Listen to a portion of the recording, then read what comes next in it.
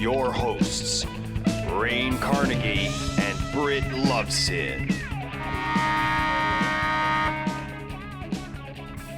So welcome to our first ever edition of Part of the Game podcast with your hosts, Rane Carnegie and myself, Britain Lovsin.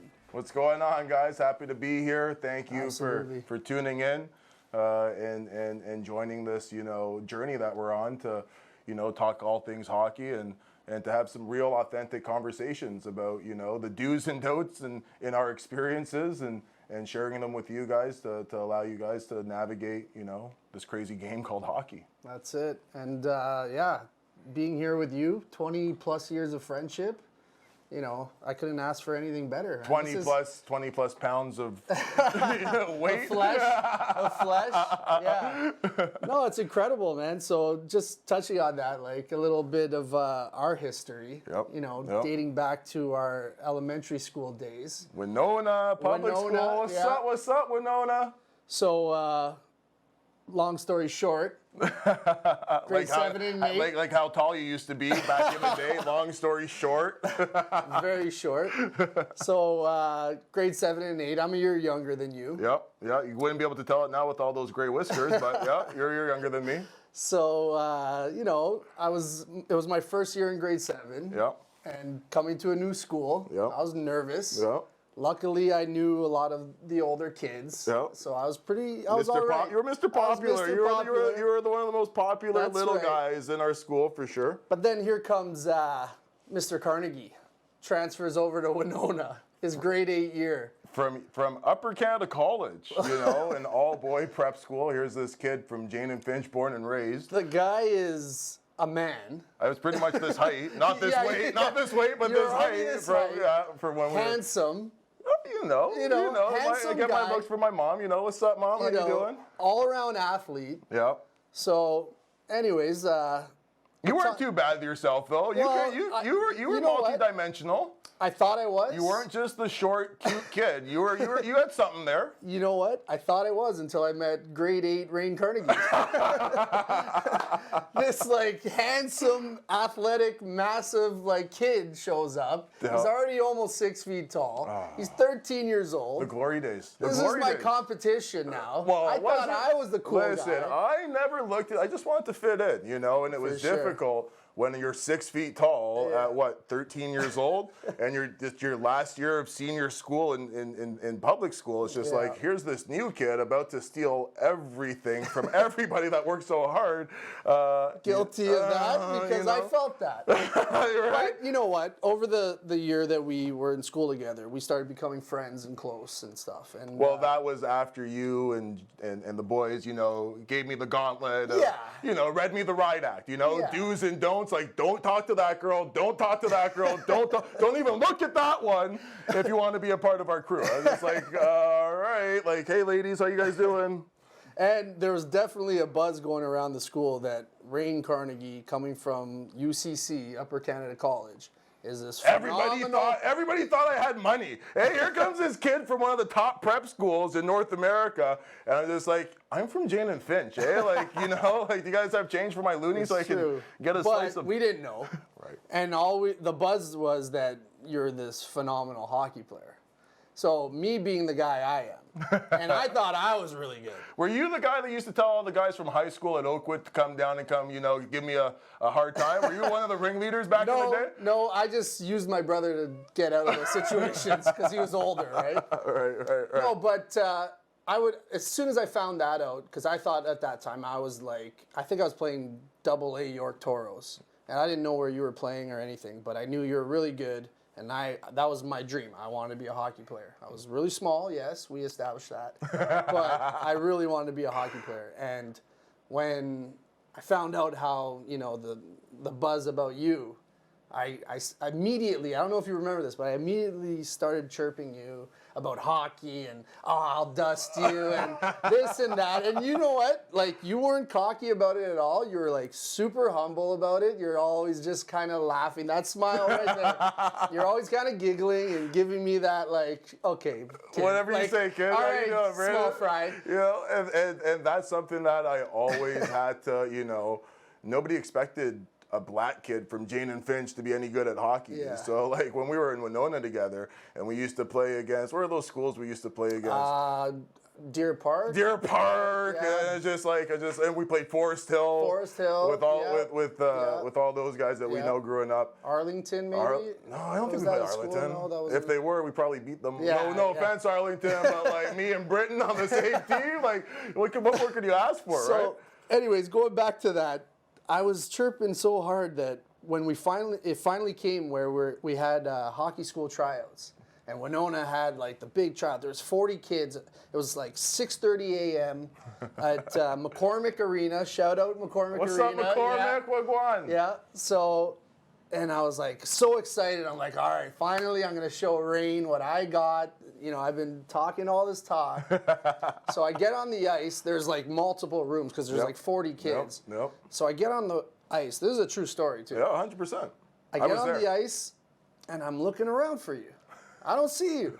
I'm going, where's Rane? What, he didn't even show up? He's that good, he doesn't show up? And I'm looking around, and I'm going, where's Carnegie at?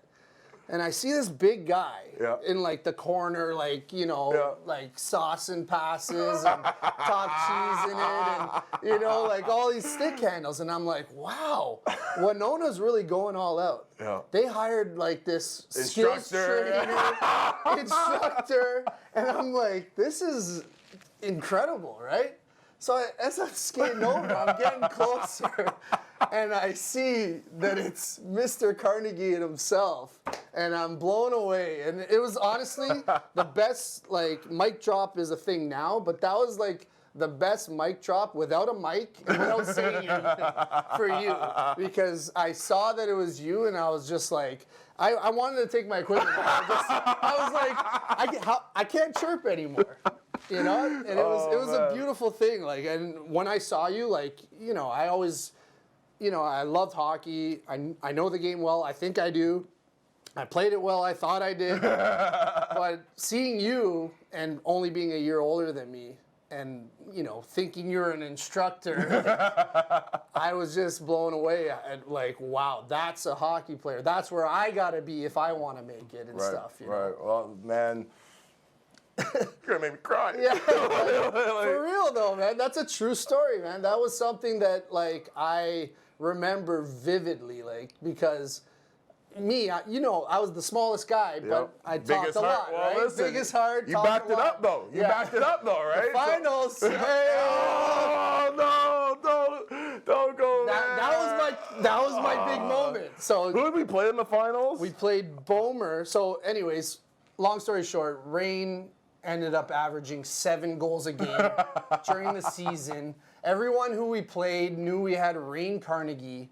You know, he was. I was hard to miss. Yeah, he was the talk of the entire, like, Not Ontario like now. Like I'm hard to District miss School for the wrong reasons. Now I'm hard to miss. Like back then I was hard to miss. Too. Yes, right. And so you're averaging 7 goals a game. You're just killing it.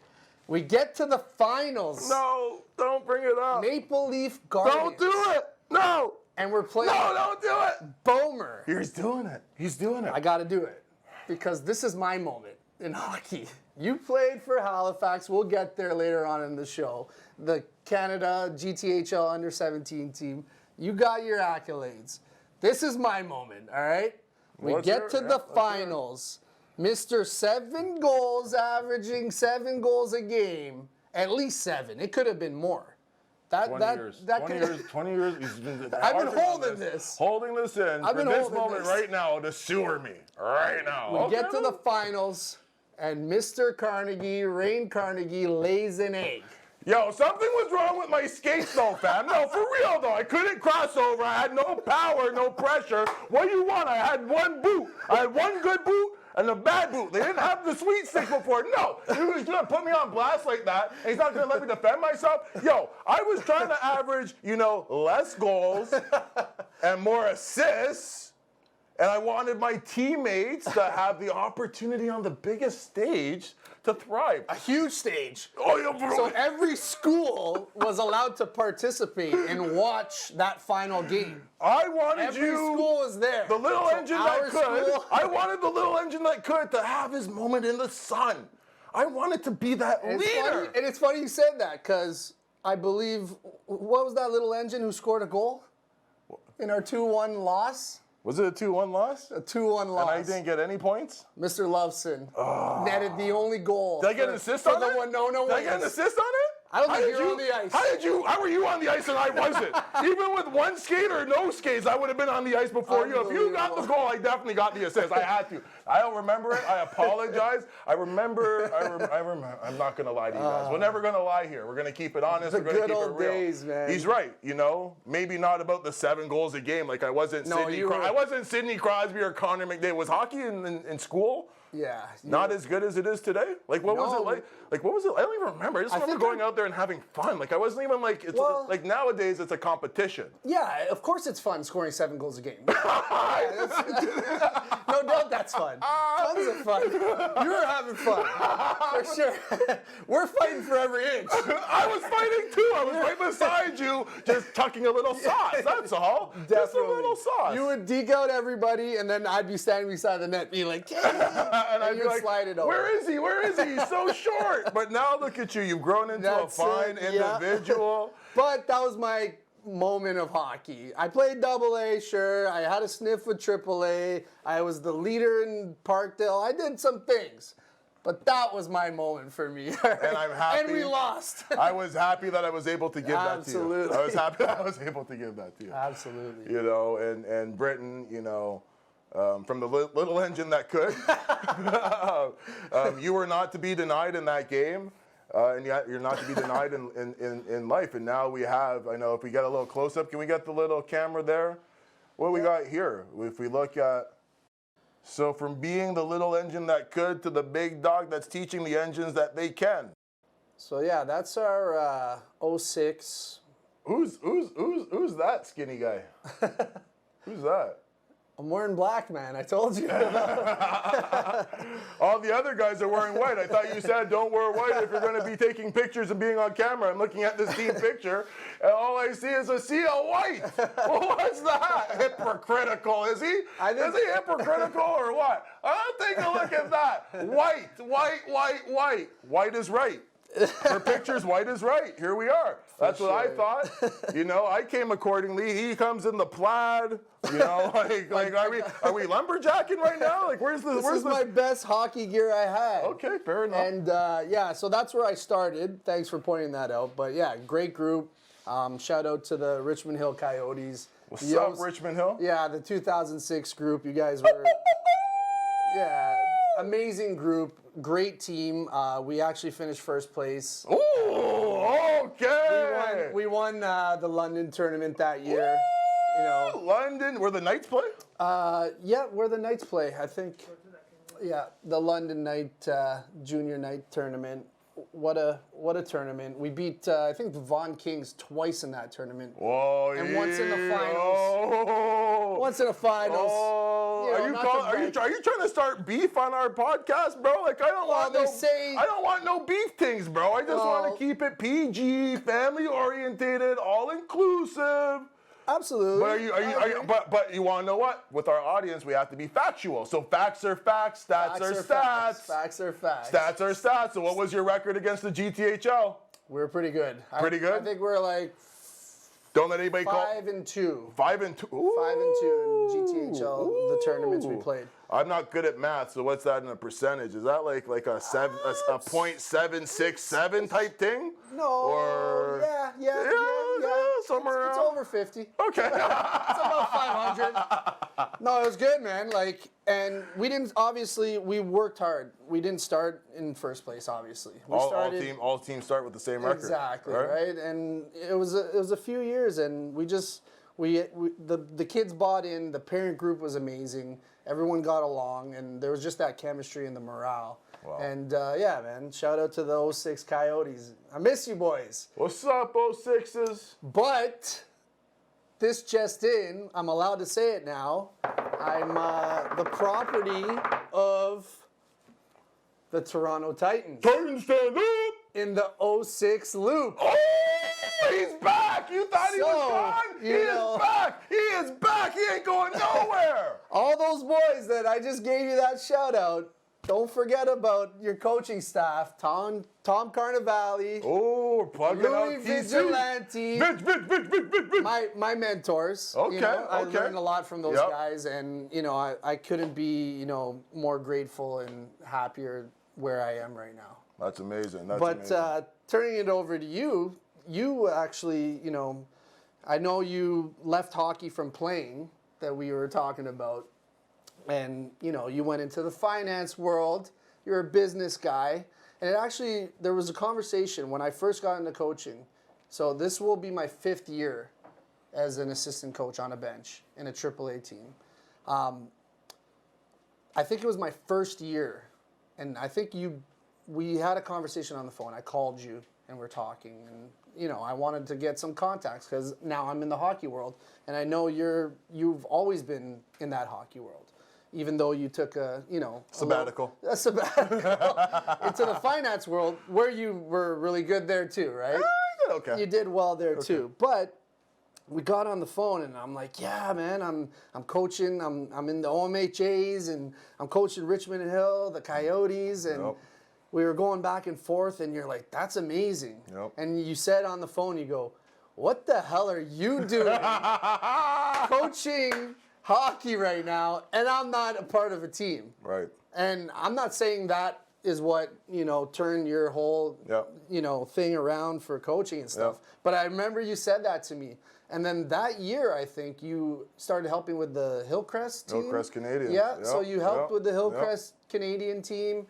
Then another opportunity came up, and you know, now you're the new head coach of the Young Nationals, Raise the 2008 group. 2008. That's really big, man. Congrats, man. Thank you very much, But brother. you've always had it in you, man. You know, I've been blessed by some mentors in the hockey world as well, just like you mentioned, your two guys in Tom Carnevale and Louis Vigilante. Yeah. You know, I've been fortunate enough to have connected with a childhood friend, similarly to what we're doing here. Exactly. With a gentleman by the name of Nathaniel Brooks, who I think, you know, in the BIPOC community, not even the BIPOC community, in the coaching community, Yeah. there's not a more talented individual than that man. The way that he communicates with not only the players on our team, the staff, how he communicates with the parents. You know, minor hockey is such a fickle thing, and it's the way that the wind blows, that's where, you know, the story's going to go, and it's hard to have any sense of integrity sometimes. You know, it's really hard. And Nathaniel Brooks is a guy, you know, my story's out there, you know, I haven't, you know, lived this path of, you know, I traveled the path that didn't have the least resistance. You know, I wanted to go through the hard times. I wanted to experience life, and, you know, I got lost in the way. And, For sure. you know, I've been going through this journey now in what I call my, you know, reemergence, my rehabilitation, Yeah, and it's the resurrection. The resurrection, you know, the resurrection Absolutely. of who I'm trying to be. And, you know, when the opportunity, you know, after I remember that conversation, I was just like, how are you? Yeah. And I'm not. Yeah, And, you know, said it. Yeah, you're like, how and I are was you just like, on a bench right now in a AAA setting? And I apologize for, you know, because in that context, it could have been, you know, taken, you know. We're family. We're family, Yeah, you know. But how I am. but I'm like, I was because also, I'm the shit. you know, it didn't surprise me, but I was just like, yo, what's Yeah. going on Yeah. here? Like, here I had this, you know, semi-career or whatever you want to call it. Well, I want to touch on that actually. So I actually read that your mom, Okay. Rochelle Carnegie, Yes. the beautiful Rochelle Carnegie. Rochelle Hello, Carnegie. Mom. Hi, Mom. Love We you. love you. She didn't really push you to play hockey, or she didn't really want you to play hockey. It wasn't until your grandfather, Yep. the late great Herb Carnegie, Raise up, raise up, raise up. bought you your first pair of skates. Yes, sir. Yeah, tell me Yes, about sir. that. You know, my family history is well documented with who my grandfather was. But, you know, oftentimes when we think of hockey families, we forget that it's not just the hockey player, but it's the support system around that hockey player that are affected. And, you know, my grandmother, my aunts, my uncle, had to live without their father for 8 months out of the year because he was away playing hockey. And my mom said that, you know, she didn't want that life for her future daughter-in-law. Yeah. So she's like, I'm not playing hockey. Plus, hockey's so expensive. Yeah. You know, like I'm Big from, time. you know, my grandfather, God rest his soul. Yeah. You know, we struggled a little bit. Come from the Jane and Finch community. My mom was a single mother.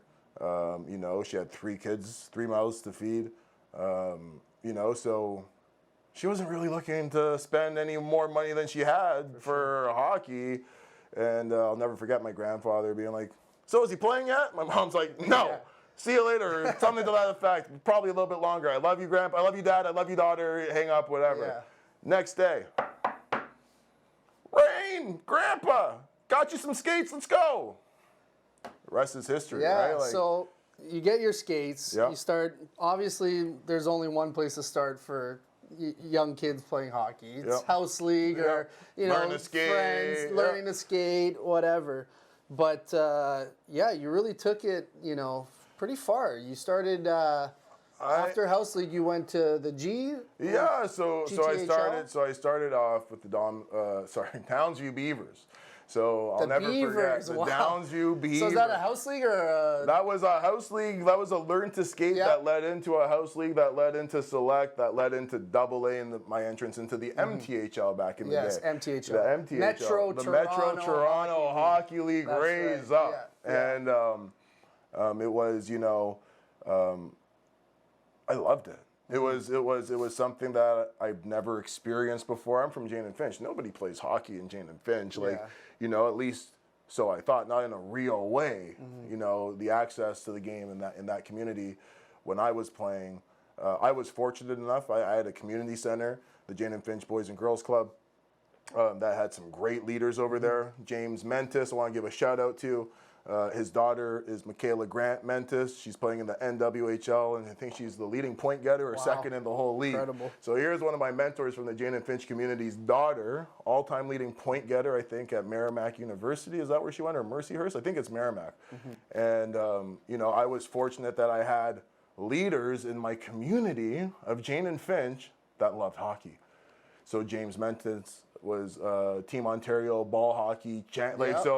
So the Boys and Girls Club, we go to the gyms, and instead of playing basketball, we'd be playing ball hockey. Oh, amazing. You know, Yeah. so like.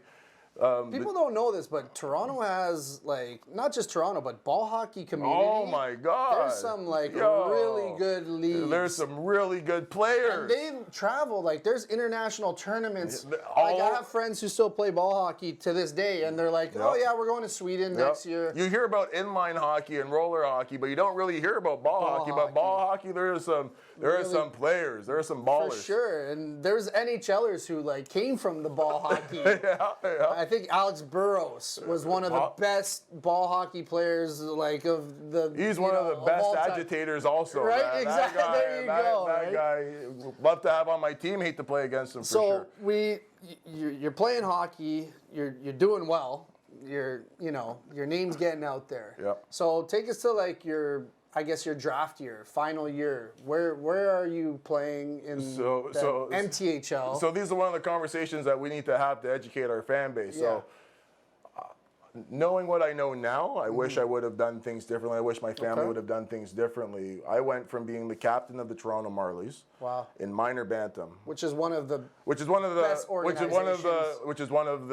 minor hockey. I don't know if it's one of the best. It's up there. They're all good organizations. They have a lot of history. Yeah. I love the Marlies. I don't want to say that one's better than the other organization. No, for sure, you know, but- I'm repping Nats now all day, Yeah. every day. Yeah, you true, know what I'm true. saying? So Titans. you know, I we're all They're good. always up there. Like, They're always mentioned, and they're in the media right Yeah. now. John Tavares, Sam Gane are the new owners of the Toronto Marlies.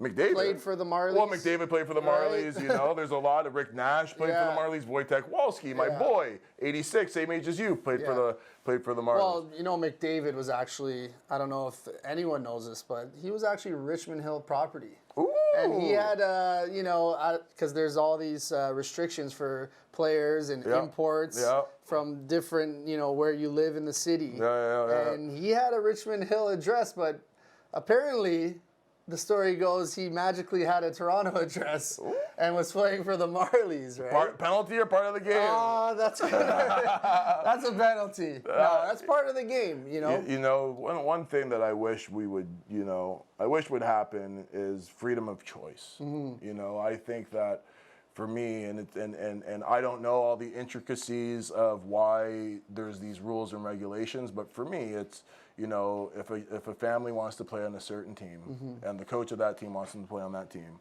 why can't that happen? Yeah. You know, if they're willing to take into the logistical challenges that might happen, it's a team in the East and they live in the West and they're willing to take that responsibility, why are they restricted to only playing for a team in the West and not being able to play on that team in the East? You know, I agree fully with that, but then you might get into, which is probably the other side of that coin, is the money.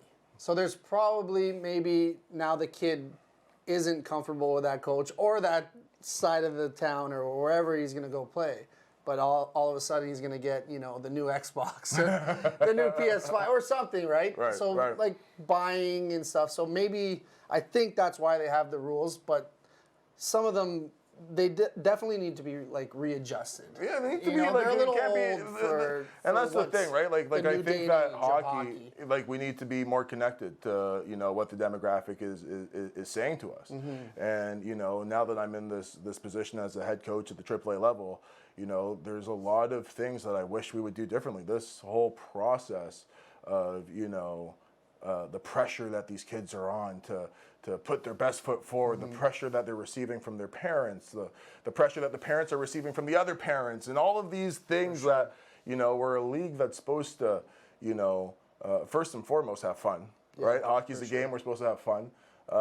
And we're supposed to, love the challenge. And in saying that, there's often times when I see, and now that I'm the head coach, like, guys are willing to cut corners and, and everybody has an angle too. Everybody's coming at us with, this is a great opportunity, and do you know about this and this and this? Yeah. There's always, and do you know about this and this and this at the end of every conversation? It's just like, why don't you just tell me what you wanted me to know? There's a lot why of am I beating around the ring around the rosy? It's like, but would you say maybe now you're kind of in an advantage for being a player, a former player, and going through and seeing that side of the game I would to hope now so. being, in a position of mentorship and being a coach, and now you kind of got to see what it was like coming up for the players that you're coaching now. Right. And now to be on the other side of that. and that's why I come with this perspective as Exactly. it sucks. Yeah. Because I'm now seeing it from multi dimensions, right? sure. I'm seeing it from the coaching perspective that I've now, gained that I didn't have before. And, oftentimes prior to having this experience, I would always look at coaches and be like, you did what? Why are you doing that? Without knowing, because I wasn't in the shoes before. Now I'm in those shoes, or her shoes, or their shoes. Yeah. And now I'm here, and it's just like, okay, well, I want to take my experiences as a player, and I want to take my experiences that I had in the support role with the Domino's Flyers with Nathaniel, and I want to form my own ideologies around how I want my program to look. And it's not just my program. It's my program that I built in collaboration with the other families on my team, with the other members of my staff on my team. And, I hate this paradox that we're in, Britain, where, it's like keeping up with the Joneses. Yeah. It's like we forget why we're here. Like, if we just break it down on an individual basis, if we look at, when we think about our kids' development, the most important thing is, are they going to be safe? Is this the right program for them? Are these the right people that we want around them? You want them in the right hands. You don't want, and it's make bad decisions, which is tough. But it's so tough. Yeah, and that's what I was about to say. tough. Like, it's not like, not there's easy. so, you don't know the right decision, and you don't until know you make who it, right? you don't know who you can trust for advice, because sure. everybody has an agenda. Exactly. Not me. Yeah. And I know that's hard to fathom. I'm telling everybody that everybody has an agenda, but not me. And then, how do you? How do I say that everybody has an trust? agenda, but not me? How do you separate fact from fiction? You know, because there's other people like me, like you, Yeah. that are in it for the right reasons, but there's a lot of people that aren't. So Oh, for that's sure. why it's so important for me, you know, if I know this information that there are people like you and I, Yeah. and a lot of others Yep, for that sure. are in it for the right reasons, but the vast majority, in my opinion, and I could be wrong, but the vast majority are maybe in it for the right reasons, but they move kind of Yeah. different to get to They what started off in they started off in the right place, and then it's just like, and now being they're in the game so long, they've kind of shifted. It's kind of, you know, it's kind of For made sure. them, you know, what's the word? Not immune, but it's kind of like it's changed them, man. It's just like it's not who they are. And when we're talking about, you know, hockey is one of the most expensive sports in the world to participate in. So we're talking about some heavy, educated people, doctors, lawyers, CEOs, venture cap, like all these people that are the top 1% of the 1%, like the real 1%, and letting, you know, ideologies of grander, greener pastures, like buying this kid that maybe played junior B is now the head coach of a team, and they're falling for all of these traps, all of these fugazis, I like to call them.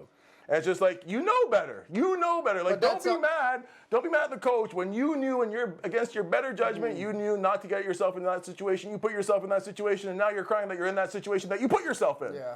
That's a tongue twister. Say that 10 times fast. But you know, it's interesting though, because you are a former player. Yep. You know, you almost had your sniff at the NHL. Yep. You played as far as the ECHL. Yeah. Well, I got a couple shifts in the AHL. Did you? Yeah, I got 3 shifts in the AHL. All right. Okay. Okay. Sorry. My tattoos from my AHL career. Easy when you want to, hard when you have to.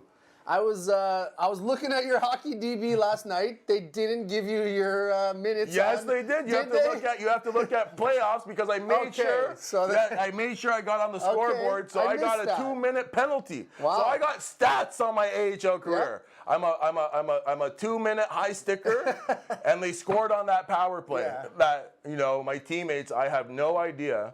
You're in the playoffs. The score is 0-0, I think, and you know, we have 2 of our top players on our team, 2 of our top forwards, killing a penalty. None of them want to block a shot, right? None of them want to block a shot. So puck rims around the boards. I'll never forget. This is my AHL career. First shift of game 1. Yep. Get the puck in front of the net, forehand, backhand. Mike Smith was the goalie. Nice. He sprawled out. I'm one-on-one with Mike Smith. I'm playing on the 4th line, so I'm not playing, like, no offense to my line mates at the time, but they weren't first line players. Yeah. So here I am. Maybe some enforcers at the time you played. Yeah. There were some tough perennial AHLers. There were some tough boys. That's their job, playing in the AHL. At that time, hockey was different. For sure. Hockey was different, right? And, you know, I'll never forget. So I'm in front of the net. Anybody else, you would have given it to me on the tape. I would have had all day. The Winona connection. The Winona connection would have been the winning ticket. And I have to reach for this pass by one of my teammates, not going to say his name. So I'm reaching. Mike Smith goes down. I pull it to my backhand. He sprawls. I go for the open net. It goes off his butt end, across the goal line, and out the other side. Oh. That was my only shift in that game. That could have been a game changer. That could have been the career changer. Scored in my first shift, first game. That could have been I could have been playing for Nashville the next day. But going back to what you were touching on there about former junior B guys now becoming coaches just because of their status and what they did, but they might not be the best coach. Like, how are you kind of, you know, setting yourself apart from that? Because you trust your abilities to coach and mentor and, you know, be the best you can be in the hockey world now. You're a former player too, right? So how parents, like, going to your team or your skates or anything like that, how are they supposed to not fall for that trap, like you said, knowing that, okay, is Rane just another former player coach who just is coaching because he played, you know, here just like anything. Like, how do you set yourself apart from that? Just like anything, I don't have to set myself apart from anybody. I am my own person, right? So how parents need to, in my opinion, separate themselves is, you know, look at the situation that you're in. Look at the support system that you have around your family, around your child. And, you know, what have they done for you lately? Yeah, anybody can bring you out to skates. That's how we make our money. There's lots of skates in the There's city. lots of skates. There's lots of skates, Yeah. right? Lots of skates. And you know, that's the way that I make my money too sometimes, right? sure. So like I don't, you know, knock the hustle that, you know, skills coaches, hockey coaches of every sport go through. But, you know, actions speak louder than words, you know. So if you're selling, it all depends on the program that you're selling. Some guys are just like, I just run skates. I just run birthday skates. That's all I am. Yeah. So don't expect anything more than a birthday skate here and a birthday skate there. For me, what's important is that, you know, I provide an environment where the kids feel safe, where the parents feel safe, where we can just have honest conversations, because it's important that as coaches, as mentors in the biggest developmental league in the world, that we communicate with everybody to help them navigate this game of life. Yeah. Like, forget about the game of hockey. You know, all these coaches that we know, we have a responsibility, in my opinion, that we have to be those role models. We can't be below the game. We can't be doing backdoor politics and, For sure. and backdoor deals. You got to keep and the all this politics stuff. out. And it's difficult. It's difficult because there's a lot of temptation in life. Yeah. There's a lot of temptation in life, and when you're dealing with alphas, like a lot of these families are, because hockey is one of the most expensive sports in the game. Most expensive sports in the game in the world. For sure. Golf is up there, but Golf is up there, but again, hockey right? as well. You know, so you're dealing with ego and people that are used to getting their way. So let's touch on that. You're coaching now. You got Yep. your first head coaching gig. Yep. You're the head coach of the 08 Young Nationals. Yep. And you also run your own skates too. Yep. You started a skating program, a hockey school type of thing. But you guys don't just promote skills and stuff.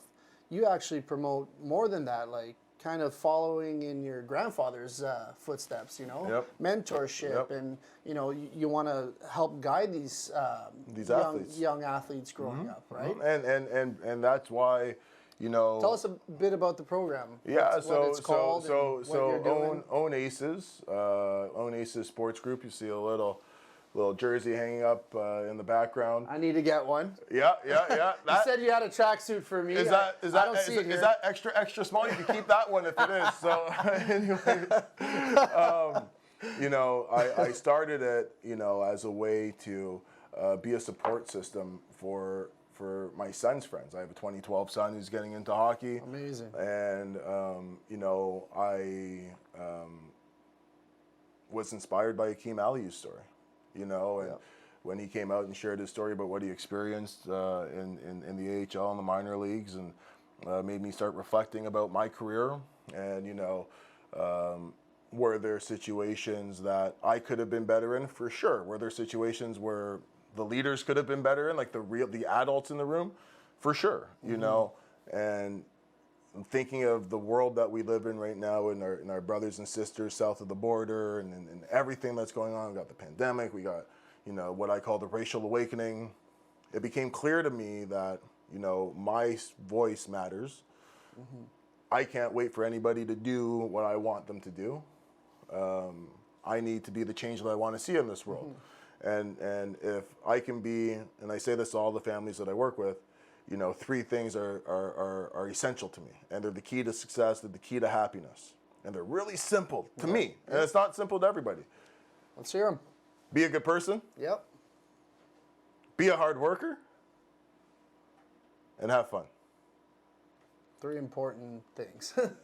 Some so good simple, things, but good- could be good- so hard. It could be so hard, Yeah, but right. why is it so hard just to be a good? We all know when we're gray area.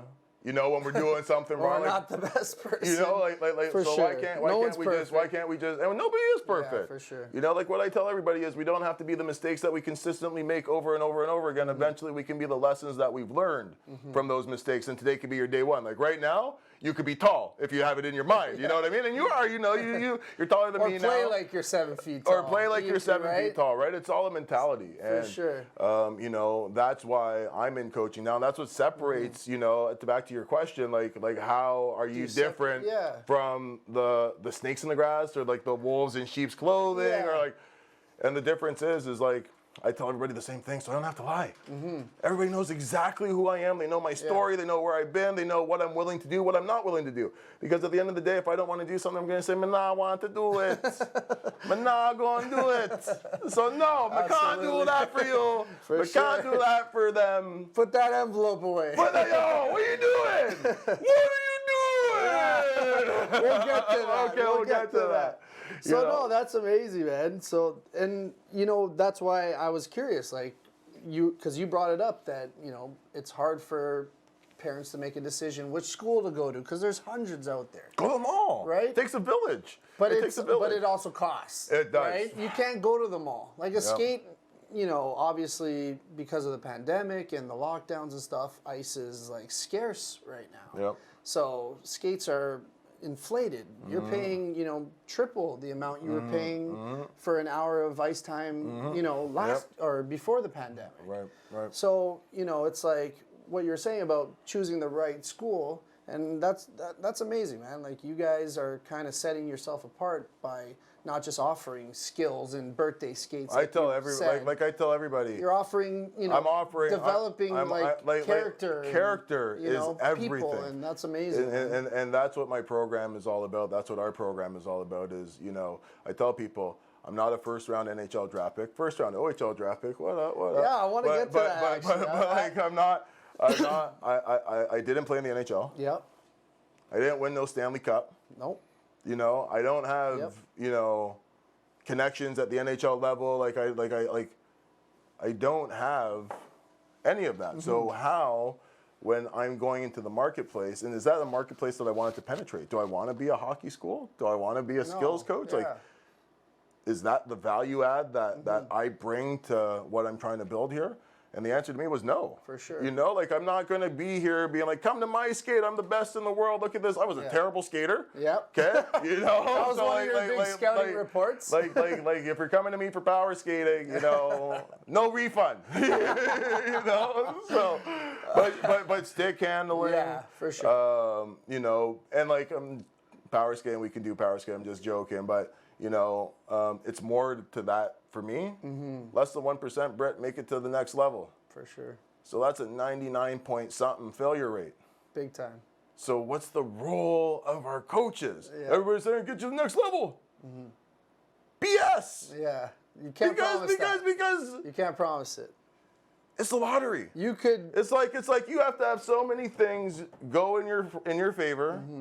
And you have to produce on top of, you can be a production guy. I was a production guy and I didn't get the opportunity. For sure. Well, I want to touch on that. So your last year was with the Marlies, and you probably they don't keep track of points, which I was a badass So something player. I actually... Excuse my French. I know our boy Rob doesn't like, I don't know if I can say the A word, so sorry. No, don't worry. We could edit that out. But something that I, as a new coach... Yep. I'm a numbers guy. I got that Billy Bean Moneyball thing. So my first sniff at coaching when, Tom Carnevale was giving me the rundown. You don't know coaching. And we kind of had that was my interview. Right. He asked me, what would you do to a forward coming down the ice? I'm like, I'll push him outside, put him to the boards, take the puck. I was like, oh, so you know hockey. And that was it. I was hired. Right. I get on his bench. The first game, he's like, all right, you ready? I'm like, yeah. So it was my first sniff at coaching. We're playing at St. Andrews College. Yep. Beautiful barn. Oh, yeah. Beautiful. Oh, it's they got all the sayings when you walk in and yeah. all this. And we're playing against York Simcoe. Ooh. And York Simcoe was in second place at the time. Yep. So in the OMHAs or I think ETAs, I forget what we're classified as, but Richmond Hill's always a little mid of the pack, and it's usually Waxers, York Simcoe. The big population in that center. 06 group when I first started coaching.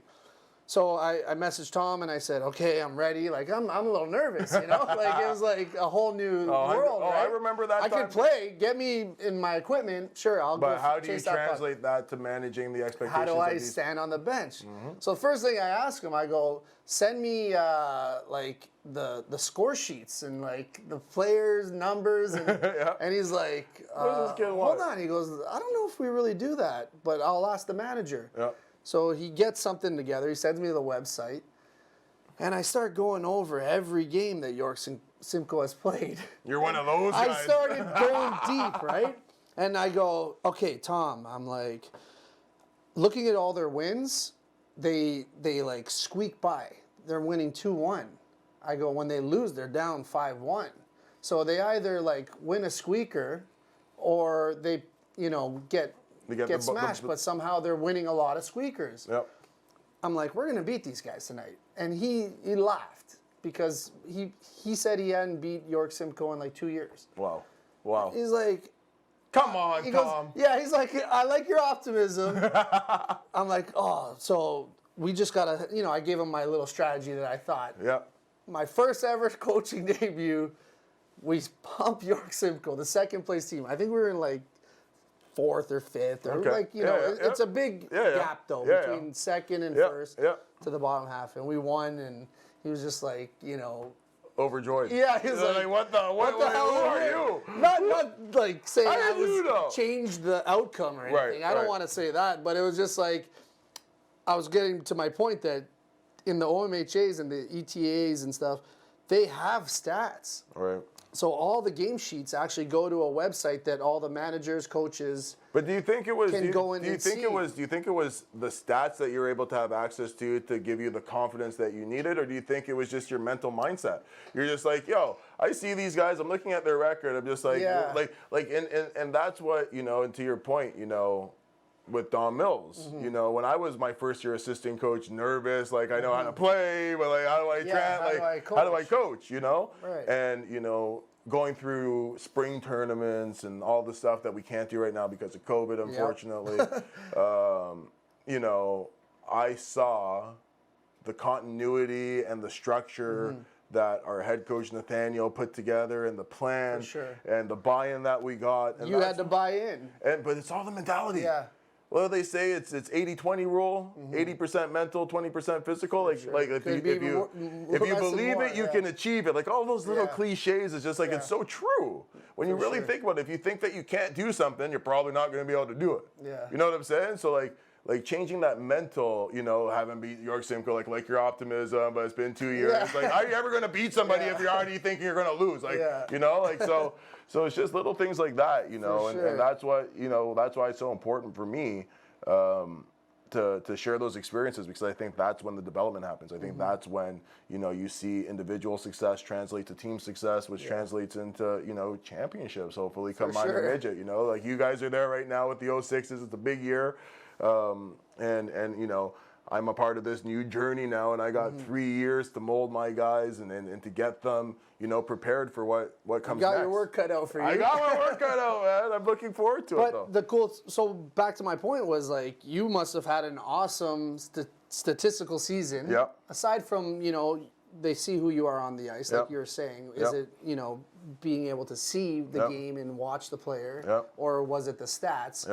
For me, I didn't get to see anything. That was my first game. I was just thrown into it, so I needed something to see. So you're an analytics guy. I'm not an analytics. I'm not an analytics guy. I needed something to like help me kind of figure out what my role was, kind of thing, right?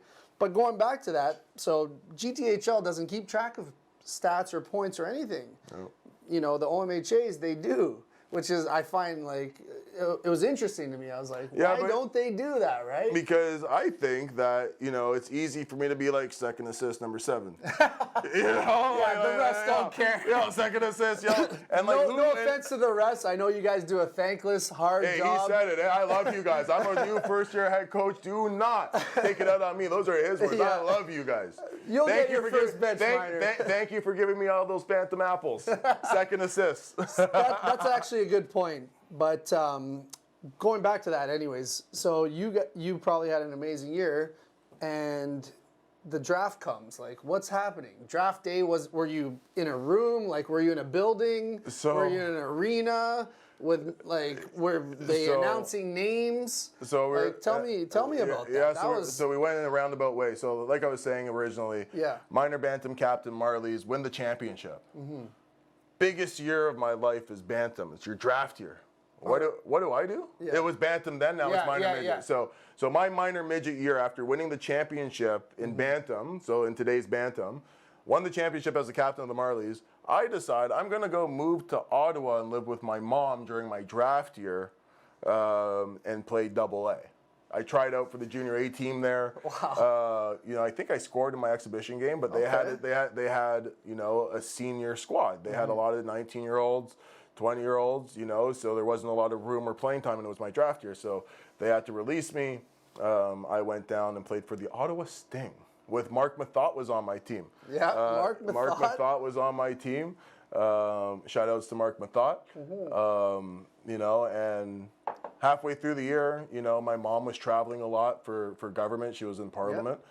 So I was, living by myself for periods of time as a 14, you're what, 14, 15? Yeah. Living by myself in Ottawa, don't know anybody new there. It's just like Winona all over again. Here's this new guy from Rane the GCHL. So I have to go through that. And also, don't forget, it's also second year high school. So, I'm a fish out of water. Yeah. I'm a fish out of water. But you know hockey. But I know hockey. You know how to play the game. I know hockey. But one thing that was happening was, I was so dialed into, the draft and following in my grandfather's footsteps and, just won the championship the year before. I thought for sure I was going to be a top 10 OHL draft pick. When I would talk to teams at the end of my minor bantam year, it's like, if you're around at 3-4, we're drafting you. Wow. And my draft How are those conversations, though? Like, are you kind of finishing your game, getting off the ice, you have your bag, you put it down, and then like some phone calls at guy home. comes up? Like you get approached at the games by some scouts, just, hey, how's it going? Pull you aside. You get mail, you get like fan letters, you get phone calls, most of them were phone calls, introductions. Sometimes they'll invite you out to a game. Meet the GM, meet the coach, see the atmosphere, see the facilities, and I don't know what's tampering now or not, but like those were some of the things that you were able to do back when I was going through it, and I'm not sure if you're still able to like go on tours and stuff like that. I don't think that you are, but maybe you are. I'm not sure. It was exciting, but I was also pissed off. So anyway, draft stock was falling, and I'm like, Mom, I need to get back to Toronto. So I came back, moved in with my grandfather and my grandmother in the basement of their place, and finished out my year. We ended up losing to Anthony Stewart. You finished the year with the Marlies? Okay. With the Marlies. And ended up losing to the Canadians in the second round. That was a powerhouse team. I think Burnsy was on that. There's a bunch of guys Brent on that Burns team. There was a bunch of guys. Cordsy. Cordsy was on that team. Good team. And I heard a lot about that team. So going into the draft, one thing that helped me was, obviously the playoffs. I didn't get to go to the championship or anything like that, and I didn't get to go to the OHL Cup with the top championship teams. Where all the scouts are there and all that stuff. But they did have this prospect tournament that was out of Canlan, Etobicoke. Oh, cool. Yeah. And we won the championship there. I think I was the leading point getter in the tournament. And I remember, like it was yesterday, I forget which Crawford it was. Not Floyd Crawford's the father. Mark Crawford was the coach in the NHL. But they had, Mark has a brother. I forget your name if you see this. I apologize. You were so good to me. And I'll never forget you saying to me, well, now we can't draft you in the first round because you had such a good tournament. Like, you're going to be gone before Belleville picks me. Right? Wow. And, I had a bunch of teams that said, if you're here at 4, if you're here at 5, if you're here at 8, if you're here at 10, if you're here at 12, we're going to take you. So here we are. And it's like, I'm definitely going here. Like, so where was draft night? It was all like automated. It was the first. It was the first year. It was the first year where they went to virtual. Wow. I didn't. The year before it was at an arena with a building. You go down.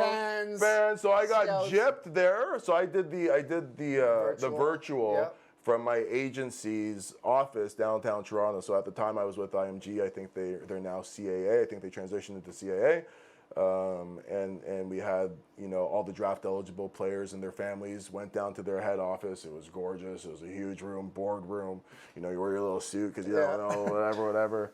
And oversized suit. I'll never forget it. Jeff Platt You know, a hell of a hockey player, little guy that always got on my nerves, but great guy now. Yeah. You know, I you know, as kids, we're just kids, you know, and I was a baby, you know, everybody, I was sensitive as hell.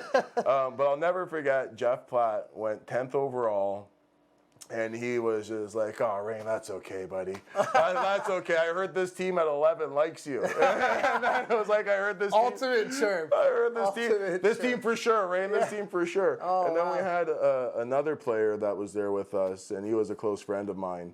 You know, and he didn't get drafted until later on in the day, and I was able to get picked up at 18. If I wouldn't have got So you drafted, go 18th overall, 18th overall. to the then Belleville Bulls. now They're no longer they're no longer there. They're no longer there. They're in exist. Hamilton now. Yeah. In Hamilton, doing their thing. Well, not doing their thing. So they're right the now. Hamilton Bulls. I believe so. Okay. I believe Or so. Bulldogs. I don't know. Well, the Hamilton Bulldogs is the AHL team. Yes. I need to do my research to. I think in Belleville now they have. We'll cut this part Yeah. out. We need to know who the Hamilton team is. They have the AHL Ottawa team, I think. Yes. The affiliates Yes. in Belleville. In Belleville. Yeah. So the Yes. Belleville Senators are. The Belleville playing out of Bills here. are no more, but you get drafted 18th overall. They give you the call.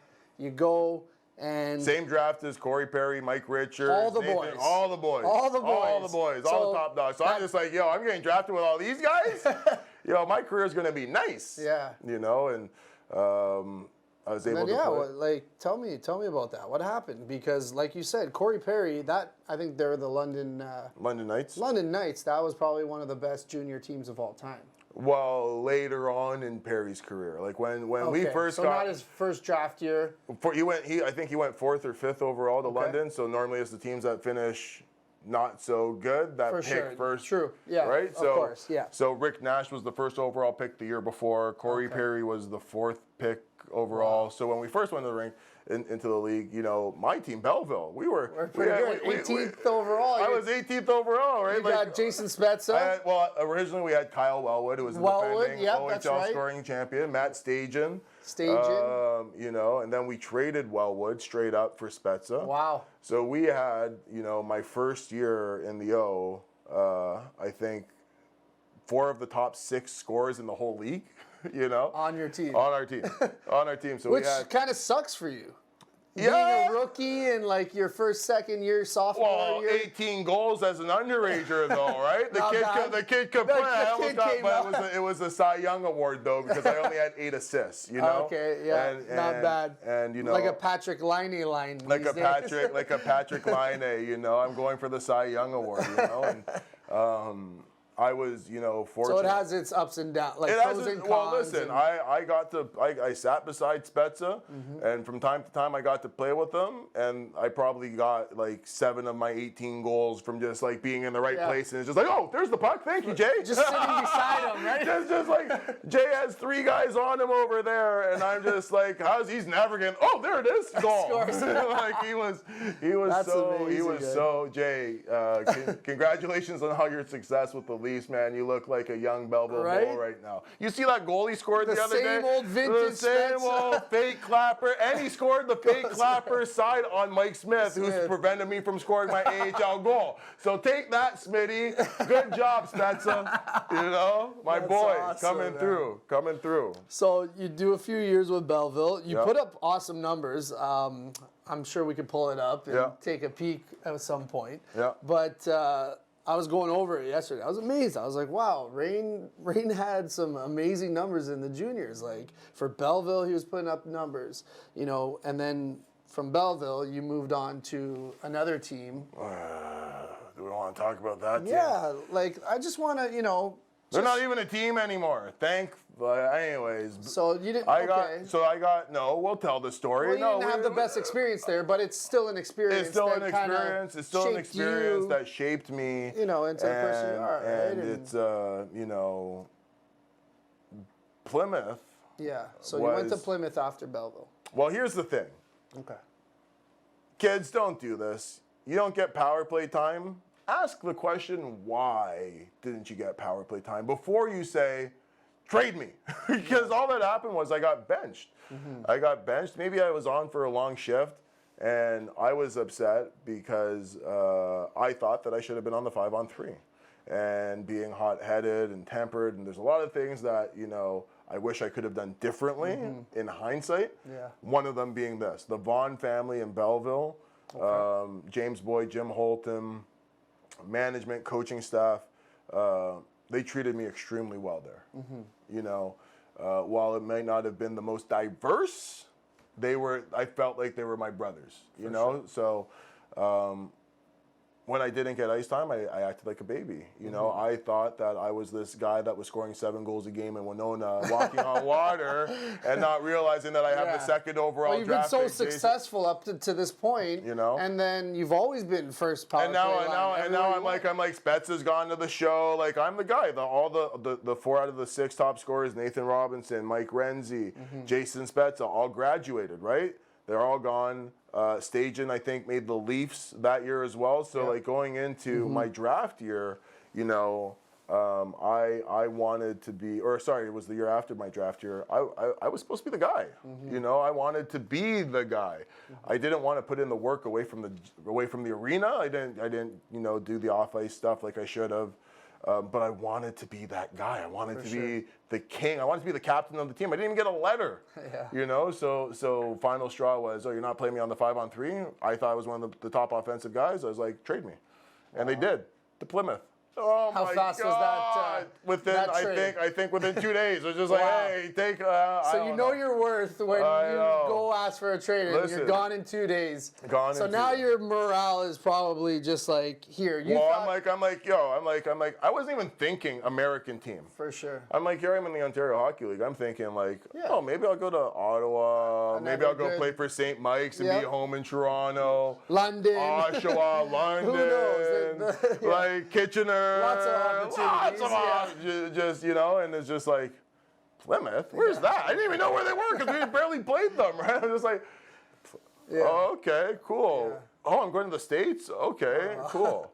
You know, and I get there and, you know, it was a different experience. You know, playing hockey in a small community like Belleville, where, you know, You're the Saturday night. we're the Saturday night. We have Spezza, man. Like it was my seat. And he was drafted at the time already. Well, to Ottawa, right? So then we had, you know, we still had the year that I got traded, you know, a bunch of guys, you know, and Belleville, you know, I wish that they would have kept the Bulls around. Like that was such a special town for junior hockey. And it wasn't the same in Plymouth. You know, it was very, in my experience and in my opinion, it was very controlled. It was very militant in a way. Like the U.S. market still isn't where, you know, it could be. Right. And back when you were playing, it was probably even well, like worse, even like I'm not even talking about from, you know, that perspective. I'm talking about, you know, we have gym, we have you know, study, we have practice, we have video, we have gym, it was just like very, you know, by the book and no it was just authenticity, just kind of. and maybe it was because I was the new guy, so it felt different, as it should because I'm the new guy. I don't know what to expect, and you know, I tried to assimilate to, you know, the culture there. And I made some poor choices. You know, I smoked pot with the team, got sent home for smoking pot. Only guy on the team to get sent home smoking pot, but the rest of the team. When you say sent home, sent back to Canada? Sent back. Sent to like your billets? Or? Sent back home to my grandparents' basement, to my boys' couches. So that was and just like the it was one strike in your out. So it wasn't one strike. So what happened was, you know, we had a team party. Billets were gone. It was at my Billets house. I was the new guy. There was another teammate. And you bring a good party. I'm the new guy. I'm the new guy. So you have to remember this. The party was at my house, yes. But there was a teammate that I had that lived in that house for 3 years prior to me. So it was his house. So when I got traded there, they put me there because they wanted this kid to help me out and feel comfortable and all that stuff. I'm coming mid-season. It's not something to put somebody in the house, like there's no training camp to get the billets acclimatized to the kids and all that stuff. So they want to put me in a situation. So when our billets left, and this kid on our team, and all the guys are just like, oh, your billets are gone, your billets are gone. Like, that's how it is. Like, whose billets? Yeah. Your billets are gone? Kids Okay, we're coming. teenagers. We're teenagers, Yeah. right? So my billets are gone. So boys come over, underage drinking, unfortunately, because 21 in the States. Yeah. But I'm telling you that we were drinking. Yep. Every last one of them. Smoking weed, not just me, not everybody, but like they're. It's getting passed around. It's getting passed around before like a COVID. joint does. Like THC sometimes does. Right. And I was the only one that got sent home. I was put on probation, curfew. Nobody else on my team was. Wow. You know, and I was pissed. Of course.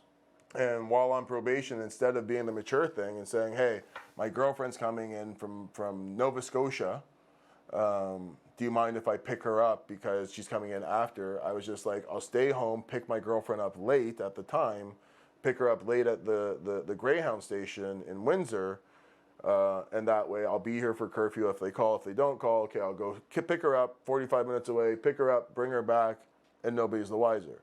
Well, when I went to go pick her up and bring her back, my billet said, hey, Mike called. Oh, no. Knows that you missed curfew, go to the arena. Wow. My girlfriend just got here from Nova Scotia on reading week, you know?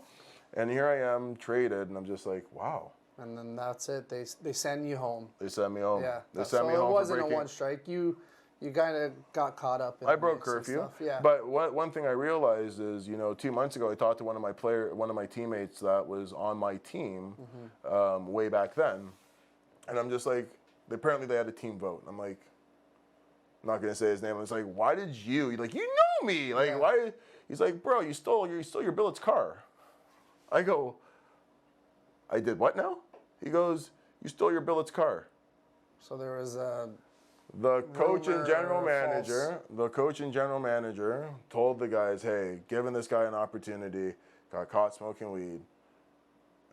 Now he's broke a curfew and he stole his billet's car.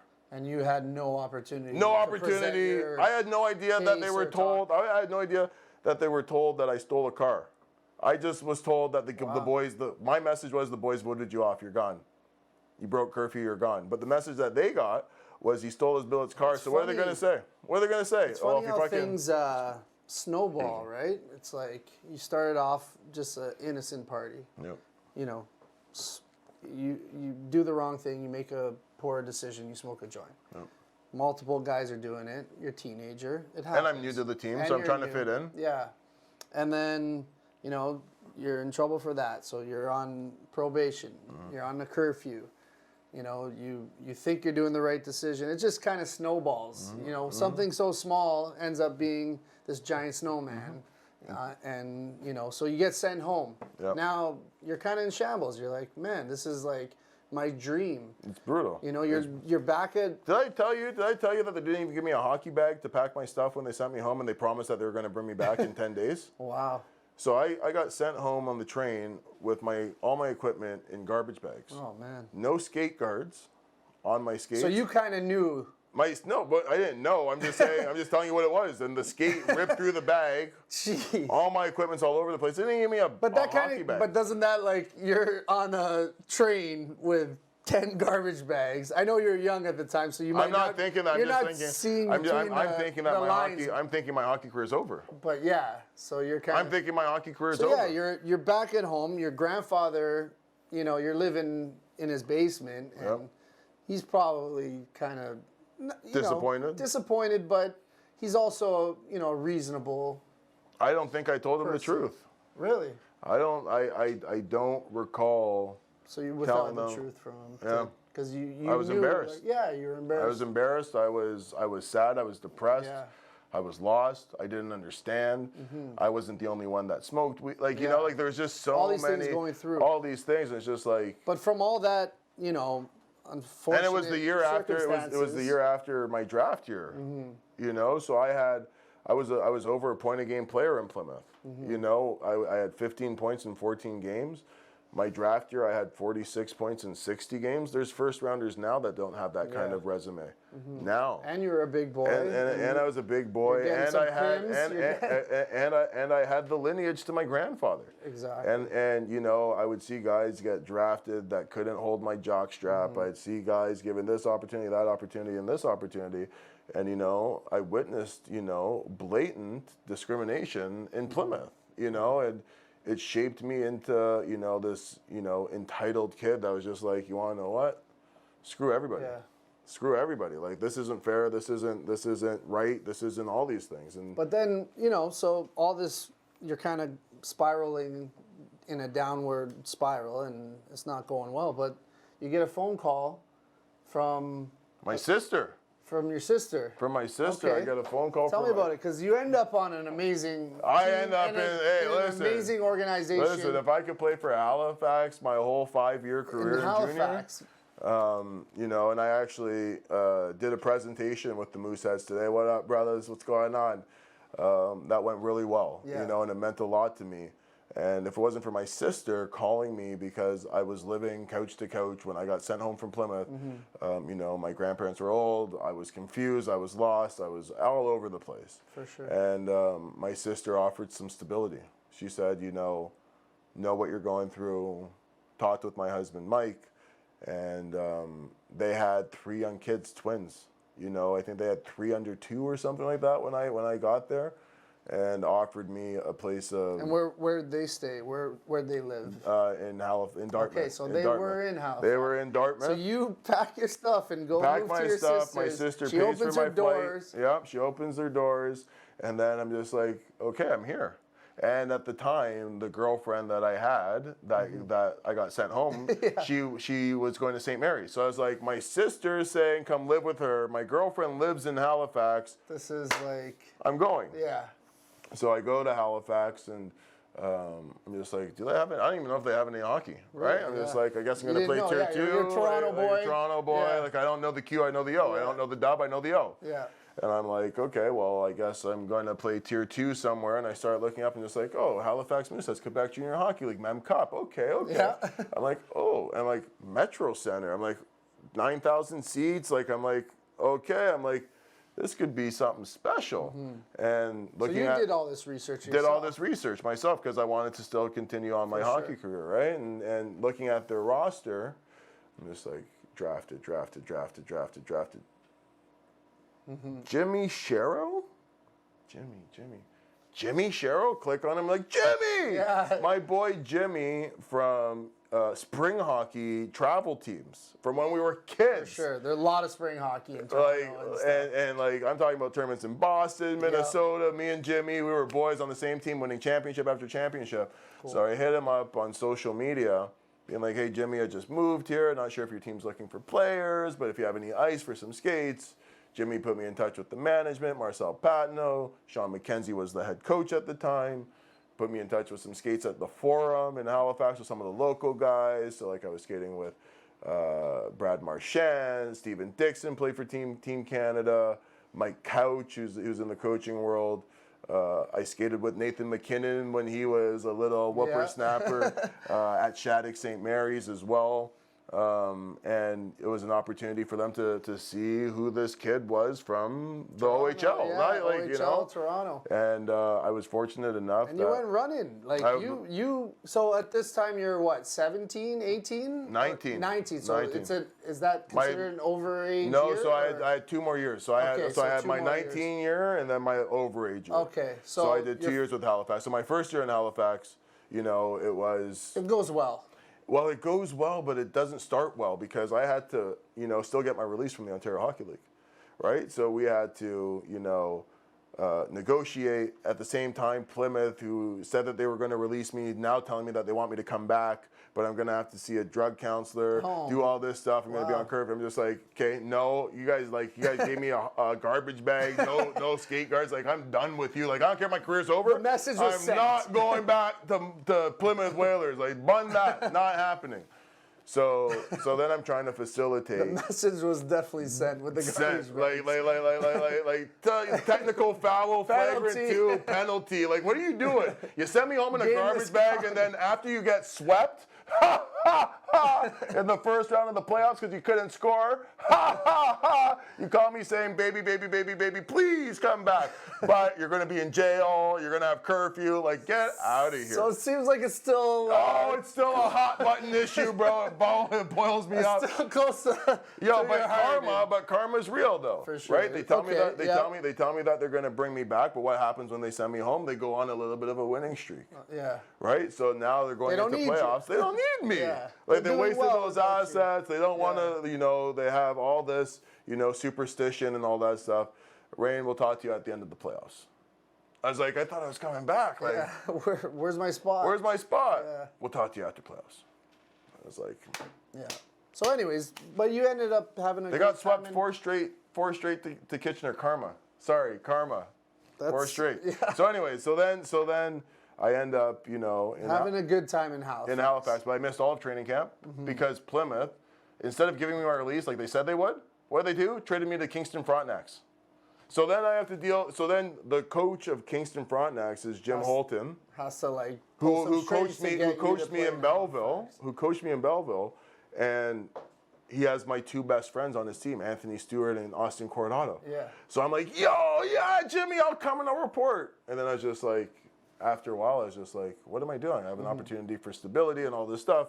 I'm here in Halifax. I'm here in Halifax. I should just pursue something out here. if I can, Right. like I already have, I've been sent home in the OHL. Everybody, I have a fresh start potentially here. Like Jimmy, I know I said that I'd come, but I just want a fresh start, And thankfully, Jimmy was able, to talk to Larry Mavety, God rest his soul, and they gave me my release. I missed all of training camp, all exhibition, and the first 2 games of the regular season because I was like, I'm not coming. They finally gave it to me, and the rest is history. Halifax embraced me, my teammates, my coaching staff, the fans. It was the 2 best years of my hockey career, possibly, outside of the birth of my children and the marriage to my wife. It's up there. It's up there for, amazing. 2 of the most memorable And years of my life. your overage years, you put up amazing numbers. Yep. Like I've already said multiple times. Yep. You played against the guy your final games. I don't know. Maybe our viewers know his name, Sidney Crosby. So that was So during this my... one guy, Sidney Crosby, that you finished your minor league career basically going toe to toe with Sid the Kid. So it wasn't at the end of my career. It was actually my first year. That was the first year. My Okay, first so yeah, year, so your first year there, was Sidney Crosby's last year of junior. Okay, so that's where, yeah. Yeah, Tell me and- about that. So you guys are doing well. Halifax is winning games. We You were guys- we were ranked in the CHL top 10. We had a team. And you're playing, top level. We were talent. first. We were first in the whole Quebec Junior Hockey League for majority of the year. And then that was that special year where Rimouski went on a 30-game unbeaten streak. Wow. The London Knights in the Ontario Hockey League went on a 30-game unbeaten streak. And it was like, who's going to break the record, And it was just all of a sudden Rimouski, who was middle of the pack, they didn't start off hot. They got hot. Yeah. And they just kept on going, kept on going. And, So you meet him in the finals of the Q. the President's Yeah, Cup, the President's Cup. and I was so jacked up, Britt, because I was like, if we can win the championship, and we played well against Rimouski. I think we split the regular season. Maybe they had a slight upper hand, but I felt comfortable with our chances.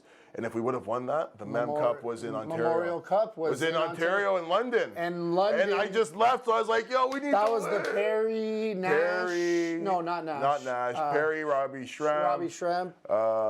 Fritsch. Dan It was a stat. stat Dave team. Bolin. Yeah, Bolin. Danny Savret. Adam Dennis and net. Just a ridiculous Danny junior Richmond. team. Yeah.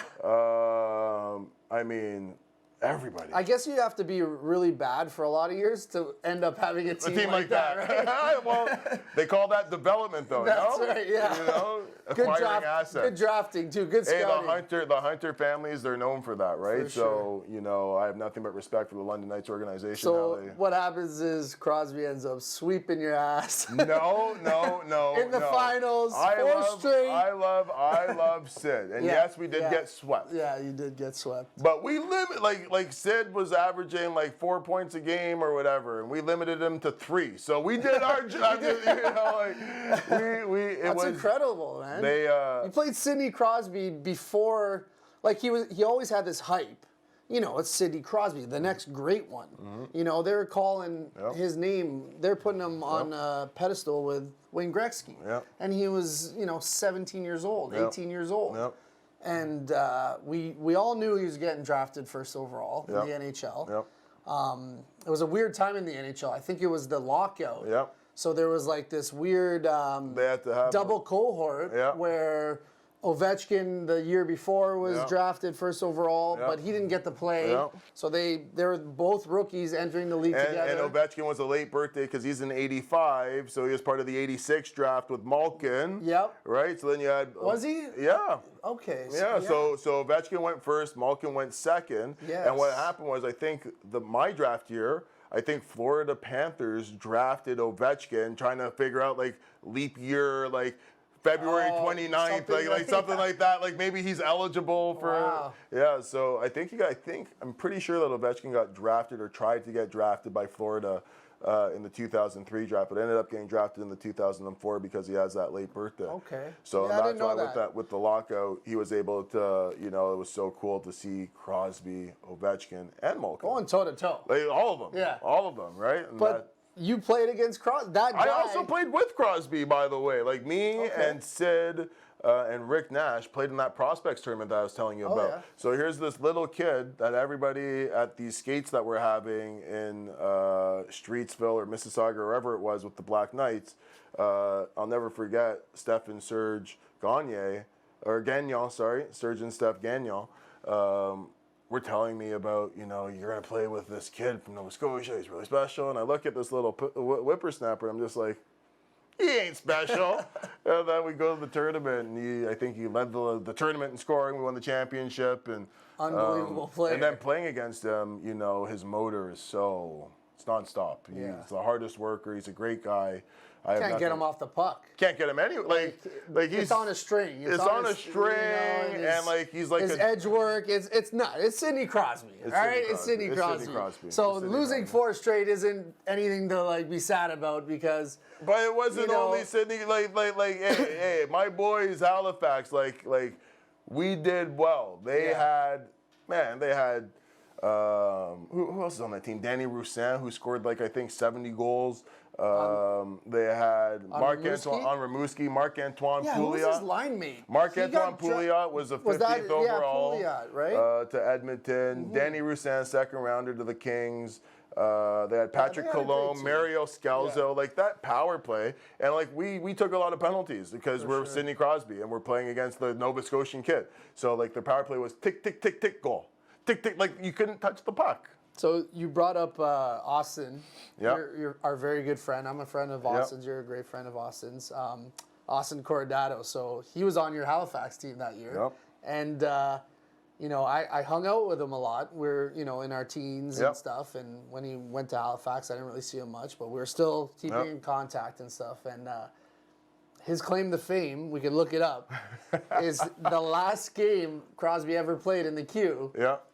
Was that the game they beat you to win the championship. Celebrating on our home ice. Cordsy outpointed him. So Cordsy, I think, had 2 points that game. And that's what I mean. Those are little milestone, little victories in its own, right? 100%. So when you got a generational talent like that you're up against, sort of like our Winona days. But we were on the same team. But that's how it felt. For me, you were my Sidney Crosby, all right? Sidney Crosby. No, but you were my Sidney Crosby, right? And like we were talking about, you kind of had that when you went to Ottawa to move in with your mother, and you had that, Rane Carnegie presence and from Toronto, and everybody knew who you were, right? So it just comes full circle, man. It comes full circle. It sometimes can, be overwhelming. For sure. Especially when you're a young black kid. It's hard to take all that attention in. and harness it for something positive. At least for me it was. Maybe it's not like that for everybody else, but for me, it was difficult, always being the new guy, and that's why I jumped at the opportunity to play in Halifax. My sister was offering me, not even the fresh start, she was offering me stability. Yeah. I was a guy, I've been to, I don't know how many schools, I think it was last count, I was at 19 schools or something like that. I've lived in, I think, 30-something different houses, cars, all these places. Stability was something that was really important to me, and I need that now. So, my sister being able to provide that for me was everything that I try to give these families that we work with now is stability, a voice that's consistent, a voice that's, real, and helping them navigate through what we're going through. So it's funny, like, you don't have to make it. No. No. Just because you didn't end up going on and winning Stanley Cups. I win the Stanley Cup of life, bro. Yeah, exactly. Stanley what you're Cup doing of now is that, that's your Stanley Cup. And, and that's amazing that these young kids growing up, these young athletes, has someone who has this amazing story, this background. Right. And I actually wanted to talk about that. Like, last month, February, Black History Month. You've been like a man on a mission. Like, you've been busy. And, fair enough, like, you've been putting in the work, and you've been advocating really hard for your grandfather to be in the Hockey Hall of Fame, Herbert Carnegie, all the stories that everyone's heard and written about, and he was just an amazing talent. Like, just an athlete. He did everything. I read that he won a friggin' Canadian Open tour, like golf. My tour. grandfather, Like, not a lot of people know this, but my grandfather was the Tiger Woods before Tiger Woods was even a thought. So, not only should he have been without all the scandal and all that stuff, my grandfather, I love you, Tiger. I know you're going through your thing. But back to my point is, he was not only supposed to be the first, NHL black hockey player, but he was the first, black golfer to win a Canadian Open. At that time. My grandfather was... He was just an amazing person, and you've been fighting that good fight, and please tell me about that. What you've been doing. I've just been trying to use, my voice to draw awareness around my grandfather's story. It all started, like I mentioned before, with Akeem Aliu, right? Sharing his story, his experiences, and me reflecting on my hockey career, reflecting on my grandfather's, career, and all the endeavors that he had and tried to do to make this world a better place. And, I was getting a lot of phone calls around the George Floyd incident, Breonna Taylor, Ahmaud Arbery, and it was from a lot of my Caucasian friends, family that wanted to reach out and support and to let me know that if I didn't know that they were more than just non-racist and that they were anti-racist and that I had an ally, that they wanted me to know.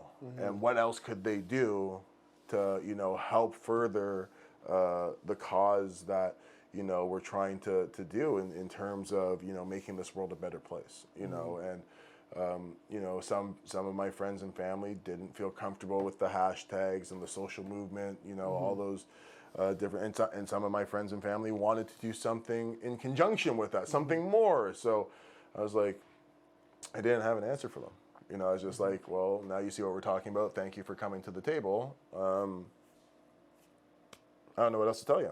And I was just like, I do know what to tell them. The Hockey Diversity Alliance was recently formed. Shout out to the Hockey Diversity Alliance, my boys. The NHL was saying hockey is for everyone, but nobody was talking about my grandfather. I want to end racism, eradicate racism. And I was like, we're talking about racism, and we're talking about hockey, and we're not talking about Herb Carnegie. So I was like, this does not make any sense to me, So I was like, okay, I don't know if I should do this, if I shouldn't do this. It was also on the heels of Jerome McGinley getting inducted into the Hall of Fame, and my grandfather's relationship with Jerome McGinley. And I was just like, it was just like a perfect storm. And I was like, this is a way that I can, share what our family's been doing, starting with our patriarch, my grandfather, and my grandmother, my aunt, my other aunt, my uncle, and my mom, and all of us cousins and great grandkids and all that stuff. So it was a way that we can all come together. If you were a guy that was on the fence on how they wanted to support the movements that were going on, this was a way that you can get behind that. Nobody can really say anything to you because everybody loves my grandfather. Yeah. So it's just a way that I thought it was a call to action that a lot of people that don't look like me, and as well as people that look like me, can get behind to fight this injustice. I thought that it was an easy win for everybody. You're talking about eradicating racism. Well, let's do that for the OG of hockey. He's the OG. Godfather. He's the Godfather. Yeah. He's the So we love Willie O'Ree. We love. I don't want to take anything away from Willie O'Ree. He's been a great ambassador and a great friend to our family. And if there had to be somebody to break that barrier, and I'm so thankful that it was Willie O'Ree. Yeah. But and he probably confided in your grandfather. Oh, I don't. I can't speak to that. I don't know I know that they had a relationship, but I don't know the intricacies of their conversations or what was said or wasn't said. But I do know that Mr. O'Ree has a profound respect and love for our family and my grandfather. And he has stated that my grandfather was a really good hockey player and he deserved to probably be the first player before Willie O'Ree. That didn't happen. It had to be somebody. And what a great person for it to be, So I don't want people to think that by me advocating for my grandfather, it's like a slight to Willie. It's not at all. It's just facts are facts. You can look up my grandfather's statistics. His story's well documented, and this was a way that I could get my grandfather his flowers that he deserves. Like And I've been reading up on it, of course, because I've been following what's been going on. And what hurt me, reading, is, your grandfather wanted to be in the Hall of Fame. He wanted to be recognized. Yep. And to hear it coming from, the horse's mouth, where, it's, some people might be like, yeah, I'm doing this for him. And it's no, he wanted it too. And deserve it, he deserved it, man. Yep. He was just not what he just, as a player, what he did to change the game, the color barriers that he was breaking, and he battled all those. He paved the way. So there's something to be said for that. Right. He never touched. He was the HDA before the HDA was even a thought. He didn't touch the NHL ice because of his skill. No. It was because of his color. When you win 3 consecutive MVP awards of the league right below the NHL. 3 consecutive, back to back to back. He three-peated. And you don't get a call to the show, and you see guys on your team that are not even on the ballot for MVP, winning championships in the NHL. It's just that we're being called up from your team, and you're just I'm averaging a point and a half a game, and that guy's averaging 0.000000000. It's why is he getting called up and I'm not? So, I can't speak to, why I wasn't there. Yeah, of course. But, Conn Smythe, the founder of the Leafs, is alleged to have said, he would take my grandfather tomorrow if he was white. So, it's something that stayed with them. And by the time, they're actually, opening their doors, and I think he ended up getting a call for the Rangers. Yep. So, and by that time, your grandfather was kind of not, beyond his path. He still played another 5-6 years after that. He still had it in him, right? Yeah, but of course. From what I read is that they give him the tryout, and he's lights out. Yep. He's Herbert Carnegie. Yep. And that everyone's been talking about. Jean Beliveau. Yep. He was Jean Beliveau, one of the greatest all-generational players of all time. Is on record as saying, my grandfather was one of the best players he ever played with, and that he learned from him. So, when Jean Beliveau says that, Mr. Hockey says that to me tells me that my grandfather was a superstar. Jean Beliveau learned from my grandfather, told me that he's one of the best. But that was kind of his final straw. So they give him the tryout there, and They offer him less than half of what he was making in Quebec, and he says, screw you guys, I'm sick of this. Like why is he gonna? Enough. He wasn't even getting an offer to play in the AHL at less than half of what he was making in Quebec. He was getting offered to play in like the East Coast Hockey League in today's times. So it's like not even the league below the NHL, Britt. It's the league below, the league below, the league below that for less than half of what he was making in Quebec. And he was a superstar. And he was a superstar. Yeah, but more importantly, he had 3 kids. He had 3 kids and a wife at home that he had to provide for. So a lot of people often say, like, my grandfather, had he taken that opportunity and proved and done all that, he would have been or could have been. Anything to prove. Like he already, all they had to do, and that's what we talk about when we talk about systemic racism. All they had to do, if they really wanted to give him a fair shot, was say, here, we're giving you the same money, but you have to go and prove yourself here. My grandfather would have done it. Of course. But they wanted to treat him differently because of, I don't know. You tell me. Yeah. So. But it's great. Like, tell us, if you have any plugs. Like, you've been Sportsnet. They ran a story that you and your aunt were a part of, which was an amazing. I think they did. It was only like 3 or 4 minutes, but it was. It was so good. It was really good. 3 or 4 minutes. To get the message across. My girl Stephanie. I'm telling you, man. Thank you so much. And Stephanie's the one who ran the story, or Stephanie's the one. She works for, I think it's Bell Media. Okay. But she was, the content creator behind, that initiative.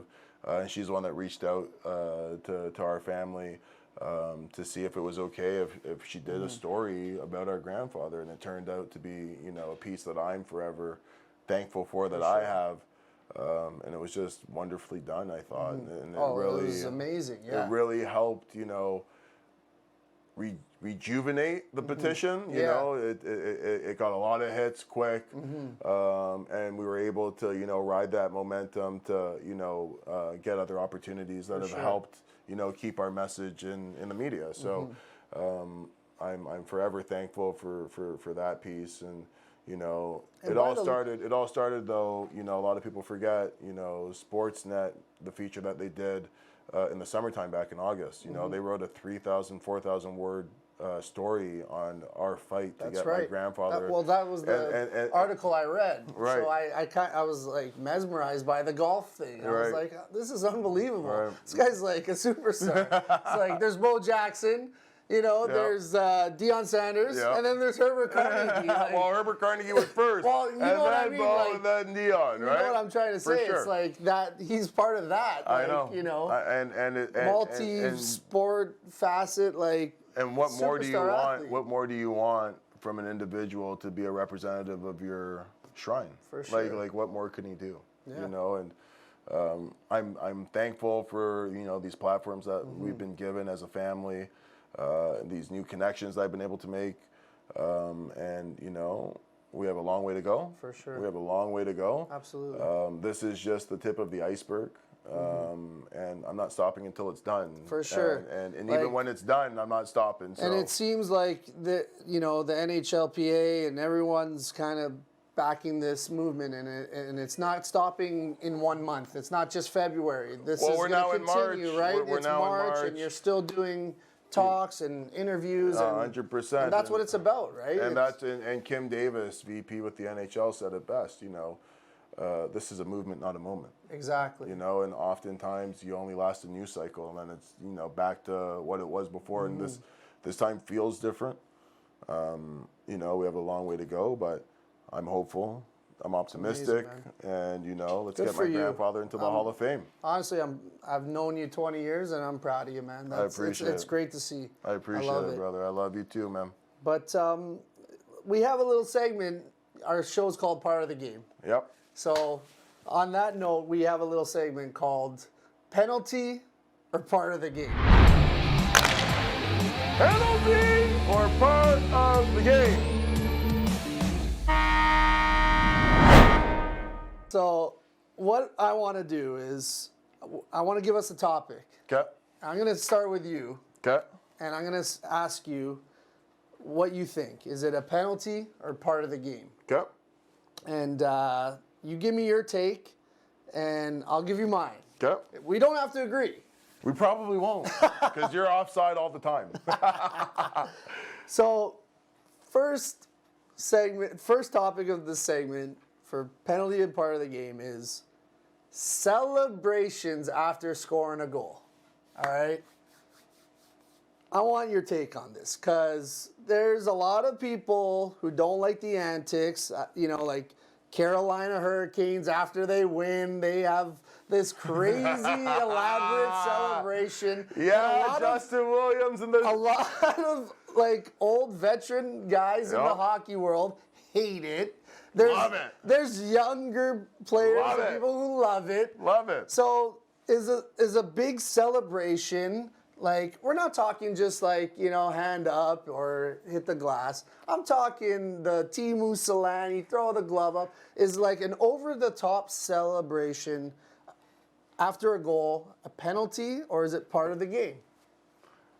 So you're asking somebody who celebrates for a goal that bounces off his butt, like he won the Stanley Cup in Game 7. So you're asking the wrong person. I think that, hockey is supposed to be fun. The objective of hockey is to score goals, so that's where the joy comes from. So when you do something that you're happy about, you celebrate. I think that it would be weird that if you score a goal and the fans are, oh, yeah, woo, and you're just there like, I think that's a little bit disrespectful. So I think that, but like also, if you're down 7-rip, and you score with 30 seconds left to make it 7-1, and you're giving it one of these, woo! I mean, that's a penalty, and that's borderline going to get your team jumped because they're all jumping the boards now. Like, what are you doing? So from just my little bit of time in the coaching world, I've been mentored by 2 veteran coaches, and this is a big no-no for us. We don't want our guys, Here's my point. Here's their point, actually, that I've kind of bought into this. So, say, we go up 2-1 in a close game or something. Big goal. We just get the, go-ahead goal.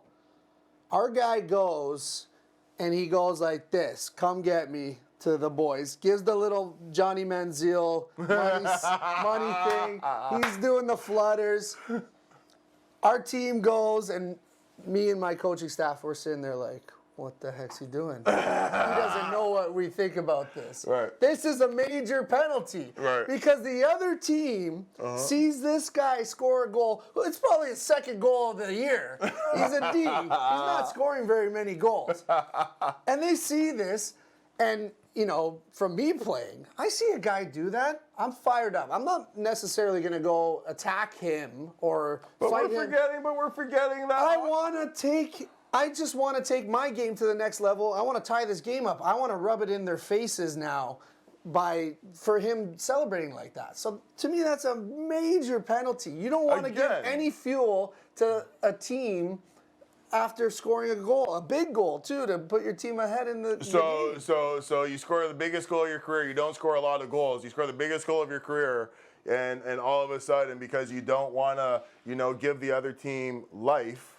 You're just like, there's actually a big goal that Alexander Ovechkin scored. I think it was his 500th goal, where he started doing the voodoo thing on a stick, and the hockey world ripped him. They did not like that. Some of the hockey world ripped him, and some of the hockey world was just like, finally, some life from these hockey players that have been so mundane. But it's been happening. Timu Solani literally threw his That was a 50th goal or 70th goal or whatever it was. Like he started shooting them. Hey, at the end of the day, when you're at the highest level, you're getting paid millions of dollars. If I'm going to a Leaf game and spending $675 to sit at the top level there, best believe I want to see some action on that ice. I want to see some life. I want to be entertained. I'm not spending $675 to see a score a goal, be stoic, and go back and line up in the face-off and not talk to each other. I want to see the passion. I want to see the excitement. You guys are in the best league in the world. So, celebrate. Enjoy your successes.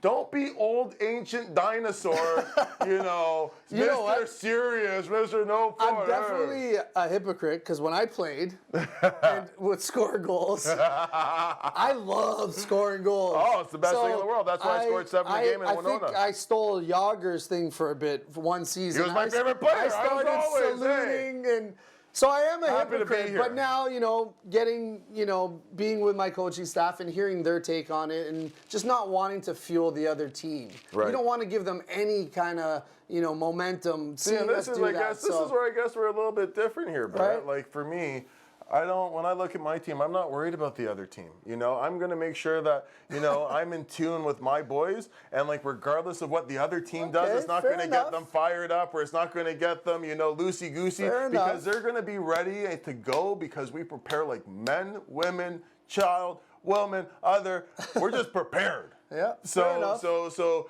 while you guys, we're going to be, if I ever play against you guys, all my boys are celebrating because we're very close we're to having in this their seat. kitchen. So anybody that's up against Britain or Tom Carnevale, woo! And you'll win, no problem. All right. I think that was it. That was all we had for today. But Awesome. it was a lot of good things talked about, man. And, the stuff about your grandfather, we'll post the links and stuff, and we'll keep that fight going. And, all the other stuff, our sponsors. I know Own Aces, your school. You guys are going to be sponsoring the show as Mentorship well. Big Brother program. We're not a hockey school. We're a program that has amazing, a hockey component. Okay, we also have a golf component. Trying to get my grandpa game going. And we also you got some big shoes to fill there. Got some big shoes to fill. You only won a Canadian Open. No big deal, No right? big deal. A couple times, not like once. Like a few times, but no big deal, but I'm excited about. We touched on a lot of stuff today, which is obviously some heavy stuff, and we kept it light at the end. But more to come. Like we want to just pass this message on, and we want everyone to be a part of this. We're gonna be using you guys to get our topics down pat and talk about stuff that needs to be talked about in the hockey world. And just be that resource for you guys. Aren't you tired of, hiding behind your Twitter fingers and minor hockey talk? Be a part of our show.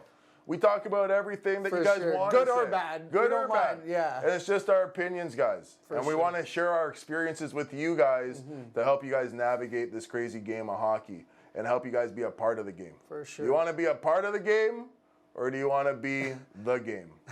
I don't know. So yeah, and I guess the next show is coming up. We're gonna touch a little bit more on parents, hockey parents. Dun, dun, dun. So we want to the do's and don'ts. the do's and don'ts. The do's and don'ts. We have a good. Don't call me after 9 o'clock. Going into the weekend when I'm supposed to be having family Spoiler time. alert. Spoiler alert. Like, I'm not talking to you at 9:30 at night. Like, I'm just done on a Friday night. So, spoiler alert. And this isn't just for, I know you had a very prosperous career in the minors and stuff, but this is a show for everyone. House leaguers and, 9 and unders and 16 and unders and girls, everybody. This is for everyone. Everybody. We are an all-inclusive, family-friendly show. I'm borderline offside all the time, so I'm going to apologize in advance. Yeah. But I am who I am, and I love who I am. So, I hope that you guys do too. For sure. And I'm so happy and so thankful to reconnect with this guy over here to my left. Yeah. My Sidney Crosby. My Burrows. My Alex Burrows. Anyways, thanks for checking us out, guys. We're Yami Yager. part of the game, POTG, and we'll see Hit you guys. us up Instagram, Twitter, all that TikTok, good stuff. TikTok, yeah, we're TikTok. The clock don't stop. We're everywhere, so we'll post our links and stuff. And yeah, man, please check us out and tune in to our next show, where we talk about love, life, and prosperity. Sure. Thanks, guys.